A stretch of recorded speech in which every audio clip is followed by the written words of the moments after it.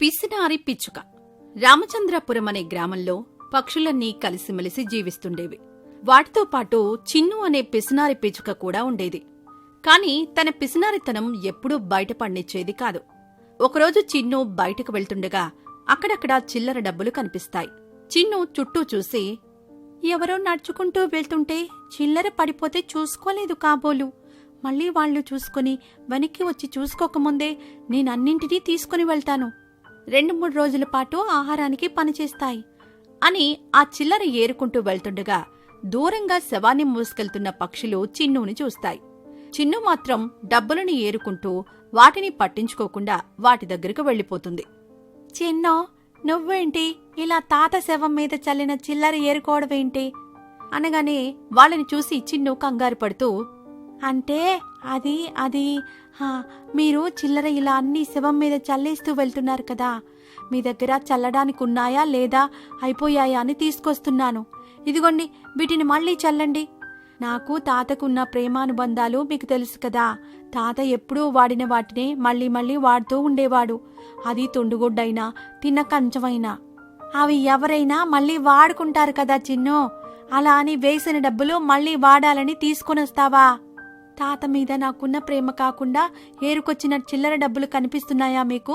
మీకెవ్వరికీ తాతకి నాకున్న బంధం తెలీదు, అందుకే ఇలా మాట్లాడుతున్నారు అంటూ వెళ్లి శవం దగ్గర కూర్చుని ఏడుస్తున్నట్టు నటిస్తూ ఉంటుంది. అమ్మదేవుడా, ఈ ముసలాన్ని అడ్డుపెట్టుకుని ఎలాగోలా ఈ పరిస్థితి నుంచి తప్పించుకున్నా, లేదంటే ఊరందరికీ నా పిసినారితనం గురించి తెలిసిపోయేదేమో. అందరికీ తెలిసిపోయుంటే అమ్మో, తలుచుకుంటేనే దారుణంగా ఉంది. అలా జరగడానికి వీల్లేదు అని తాత శవం మీద పడుకుని శవం పక్కన పెట్టిన కొంత చిల్లర డబ్బులు ఎవరికీ కనిపించకుండా తీసేసుకుని అక్కడ్నుంచి వెళ్లిపోతుంది. ఈ చిల్లర ఇంట్లో పెట్టేసొచ్చి ఎవరో ఒకరి ఇంట్లో దూరేసి అన్నం తింటే ఈ పూటకి గడిచిపోతుంది. అందరూ ఎలాగో చావు దగ్గరే ఉన్నారు కదా, ఎవరికీ తెలీదు కూడా అని డబ్బులు తన ఇంట్లో పెట్టుకొనొచ్చి నెమ్మదిగా రాము ఇంట్లోకి దూరి వంటగది నుంచి ఆహారం తెచ్చుకుని తినడం మొదలు పెడుతుంది. కాసేపవగానే రాము అనుకోకుండా ఆ ఇంటికొచ్చి తన ఇంట్లో అన్నం తింటున్న చిన్నుని చూస్తాడు. చిన్ను, నువ్వేంటిక్కడ? నేను లేనప్పుడు నా ఇంట్లో అన్నం తింటున్నావేంటి? అంటే అది తాతకి నాకున్న సంబంధం మీకు తెలుసు కదా. మా ఇంట్లో ఉంటే తాతే గుర్తొస్తున్నాడు, అందుకే ఇలా మీ ఇంటికొచ్చి తింటున్నాను. నీ పర్మిషన్ తీసుకోకుండా వచ్చినందుకు సారీ రాము. నేనేమైనా తప్పు చేశానా రాము? అయ్యయ్యో, అలా ఏవి లేదు చిన్ను. మా అందరి కళ్ళు తెరిపించావు నువ్వు.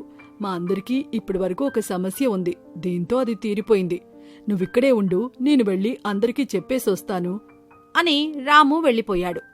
తెక్క సన్నాసి నిజంగానే అనుకుని నమ్మేశాడు. వాడు అలా నమ్మాడంటే అదంతా మన తెలివితేటలే అని తిండి మీద దృష్టి పెట్టేస్తుంది. కాసేపటికి ఊరి ప్రజలందరూ చిన్ను ముందు నించుని ఉంటారు. మీరంతా ఏంటి ఇక్కడ? మీకు తాత గుర్తొచ్చాడా? ఇప్పటి వరకు తాతకి ఎవరూ లేరు. తాత చావు భోజనాలు ఎవరింట్లో పెట్టాలా అని అనుకుంటున్నాం. కాని ఇప్పుడే తాతకి నీకు ఉన్న బంధం బయటపడేసరికి మేమందరం నీ ఇంట్లోనే అందరికీ భోజనాలు పెట్టాలని నిర్ణయించుకున్నాం. అలా అయితే తాత ఆత్మ శాంతిస్తుంది అని మేము నిర్ణయం తీసుకున్నాం. అమ్మదేవుడా, అందరికీ భోజనాలా? అలా ఎలా కుదురుతుంది? అలా కుదరదు. నా ఇంట్లో నేనే భోజనం చేయలేకపోతున్నాను. తాత గుర్తుకొచ్చి మీరందరూ ఎలా తింటారు? అది అస్సలే కుదరదు. చిన్నో, నీకు బాధ ఉందని మా అందరికీ అర్థమవుతుంది. కాని తప్పదు, నువ్వు ఈ ఏర్పాటు చేయవలసిందే. వెళ్ళి ఆ భోజనాల ఏర్పాట్లు చూసుకోపో అని పంపిస్తారు అందరూ కలిసి చెప్పేసరికి చిన్ను కూడా ఏమీ చేయలేక ఇంటికి వెళ్తుంది. నేను ఒక్క పూట తింటే ఇంకొక పూట తినకుండా ఉంటే వీళ్ళందరూ నా ఇంటి మీద పడి తింటాను అంటారేంట్రా దేవుడా? వీళ్ళందరికీ పెట్టే సొమ్ముతో నేను 2-3 నెలల పాటు తినగలను. వామ్మో, నా దగ్గరున్న డబ్బులన్నీ ఊరందరికీ ఉచితంగా పెట్టాలన్న ఆలోచన నా బుర్రలోకొస్తేనే నా తల పగిలిపోయేలా ఉంది. లేదు, ఇలా జరగకూడదు, అస్సలు జరగకూడదు. నేనందరూ వచ్చేసరికి స్పృహ తప్పి పడిపోయినట్టు నటిస్తాను. అప్పుడు అందరూ ఇక్కడ్నుంచి వెళ్లిపోతారు. అప్పుడు నేను భోజనాల ఖర్చు తగ్గించుకోవచ్చు అని కింద పడుకొని నటించడం మొదలు పెడుతుంది. కాసేపటికి వచ్చిన పక్షులు అన్నీ చిన్ను ఇంటికి రాగానే చిన్ను పడిపోయి ఉండడం చూసి చిన్నుని పక్కకి పడుకోబెట్టి ఇనుప పెట్టెలో ఉన్న డబ్బులన్నీ తీసుకుని వంట సామాన్లన్నీ తీసుకొచ్చి ఊరందరికీ సరిపోయే వంటను తయారుచేసి చిన్ను మొహం మీద నీళ్లు చల్లి లేపుతారు. అది చూసిన చిన్ను ఒక్కసారిగా ఉలిక్కిపడి లేస్తుంది. నటించే ప్రాసెస్లో నిద్రపోయానా? అదంతా కల కాబట్టి సరిపోయింది. నిజమే అయి ఉంటే నా ప్రాణం పోయేది. అలా జరగడానికి వీల్లేదు. నేనే ఏదో ఒకటి చెయ్యాలి అని ఆలోచిస్తూ ఉంటుంది. చిన్ను ఇంటికి వెళ్లాలన్న సమయం అయ్యేసరికి పక్షులన్నీ రాము ఇంటి నుంచి బయలుదేరి చిన్ను ఇంటికి వెళ్తాయి. చిన్ను అందరినీ ఆహ్వానించి అందరికీ ఆకు వేసి భోజనం పెట్టడానికి సిద్ధమవుతుంది. ఆహా, వాసన చూస్తుంటేనే సగం కడుపు నిండిపోయేలా ఉంది. తాత పేరు మీద ఈరోజు కడుపు నిండా భోజనం చేసెయ్యాలి అనుకుంటూ ఉంటాడు. చిన్ను చిన్న చిన్న గిన్నెల్లో ఆహారం తీసుకునొచ్చి అందరికీ పుల్లతో ఆకులలో వేస్తూ ఉంటుంది. చిన్ను, ఏంటిది? ఇలా అన్నం మెతుకు, కూర చుక్క, చారు చుక్క వేస్తే కడుపెలా నిండుతుంది? ఓహో, మీకు తెలీదు కదా, తాత ఎప్పుడూ కూడా ఇలా కొంచెమే ఆహారం వండుకుని వాసన చూసి చూసి చివరాఖరిగా ఇలా ఒక మెతుకు అన్నం, ఒక చుక్క కూర, ఒక చుక్క చారు తినేవాడు. ఆయన అలా తినేవాడు కాబట్టి ఆయన చావు భోజనం మనం కూడా ఇలా తింటేనే ఆయనకు సంతృప్తి. తినండి తినండి, ఎవరు కూడా కడుపు నిండలేదు అని చెప్పకూడదు. తాత ఆత్మ శాంతించదు అనేసరికి అందరూ ఒక్కో మెతుకు తినేసి కడుపు నిండుగా తినేశామని చెప్పి వెళ్లిపోతారు. ఇంట్లో కొంచెం ఖర్చు కూడా లేకుండా అందరికీ భోజనాలు పెట్టినందుకు చిన్ను ఎంతో సంతోషపడుతుంది.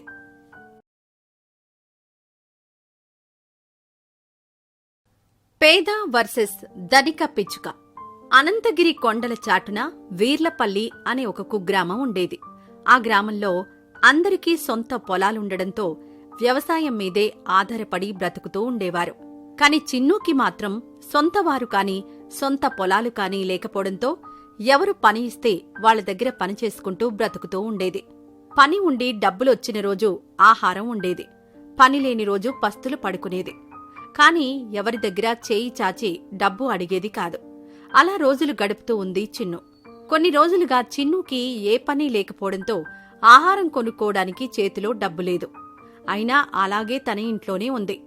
ఒంట్లో ఓపిక లేకపోవడంతో ఊరిలో చీచు భోజనాలు పెడుతున్నారని తెలిసి అక్కడికి వెళ్ళింది.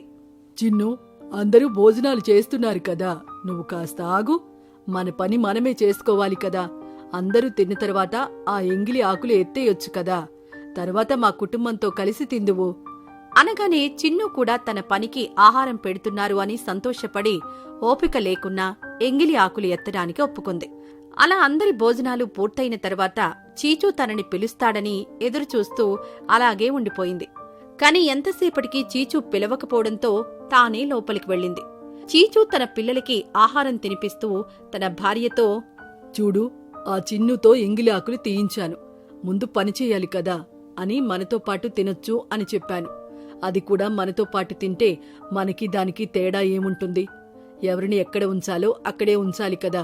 అందుకే నువ్వే వెళ్ళి మిగిలిపోయిన ఏవో 2 కూరలు, కొంచెం అన్నం దాని మొహాన పడేసిరా, పట్టుకుని ఇంటికి పోతుంది అని అనడం విన్న చిన్నుకి ఆ మాటలు బాధనిపించి అక్కడ్నుంచి వెళ్లిపోతుంది.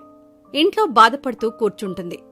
ఇదిలా ఉండగా ఆ ఊరిలో వాళ్ల తాతల ఆస్తులు ఉండడంతో పక్క రాష్ట్రం నుంచి మీను తన కుటుంబంతో పాటుగా వచ్చింది.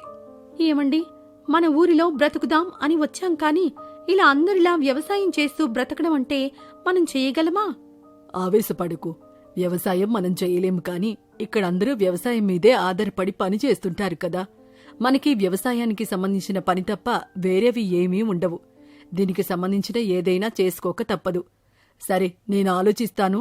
నువ్వు కంగారు పడకుండా పిల్లలకి భోజనం తినిపించి పడుకోబెట్టు అని చెప్పేసి పడుకుంటాడు మీను. తర్వాత రోజు ఉదయం ఊరందరినీ ఒకచోట సమావేశం ఏర్పాటు చేసి ఇలా మాట్లాడుతూ ఉంటాడు. మీ అందరికీ సొంత పొలాలున్నాయి. వాటితో మీకొచ్చే డబ్బే చాలని అనుకుంటున్నారా?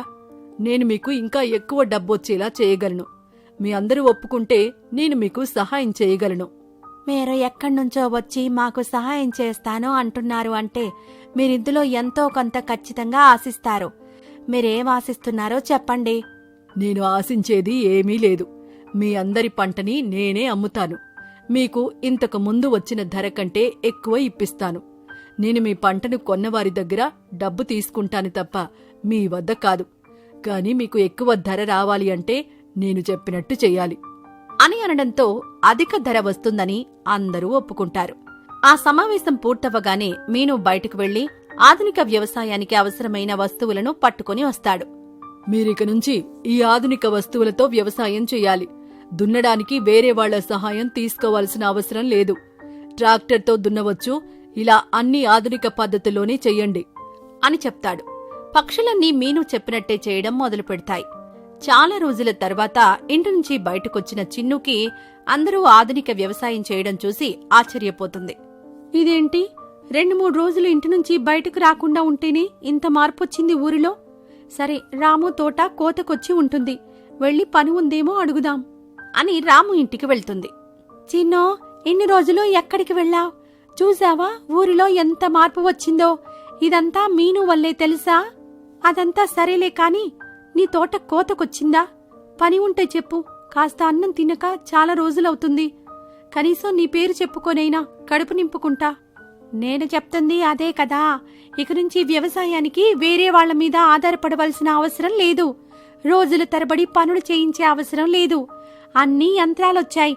మన వాళ్ళు వారం రోజుల పాటు చేసే పనులు మనకంటే మంచిగా ఒక్క రోజులో చేసేస్తున్నాయి.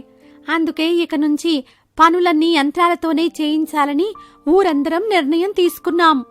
అంటే కూలి పనులు చేసుకునే వాళ్ళని పస్తులుండమని చెప్తున్నాయన్నమాట మీ యంత్రాలు. చిన్నో, కాస్త ఆలోచించు. యంత్రాలు పనులు చేస్తుంటే డబ్బులు ఎక్కువ ఆదా అవుతున్నాయి.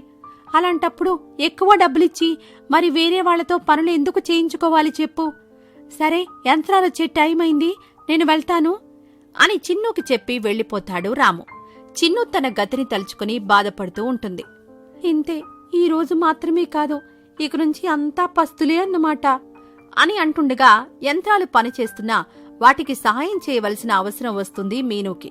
దూరంగా ఉన్న చిన్నును చూసి, చిన్ను, ఇక్కడ నీ అవసరం ఉంది, పనిచేస్తావా? పొట్టకూటి కోసం కోటి తిప్పలు పడక తప్పుతుందా?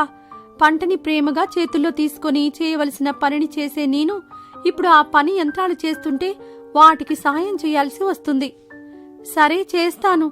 ఆకలి, ఖాళీ జేబు చాలా పనులు చేయిస్తూ ఉంటాయి, అందులో ఇది కూడా అంటూ ఆ మెషిన్ దగ్గరికి వెళ్తుంది చిన్ను.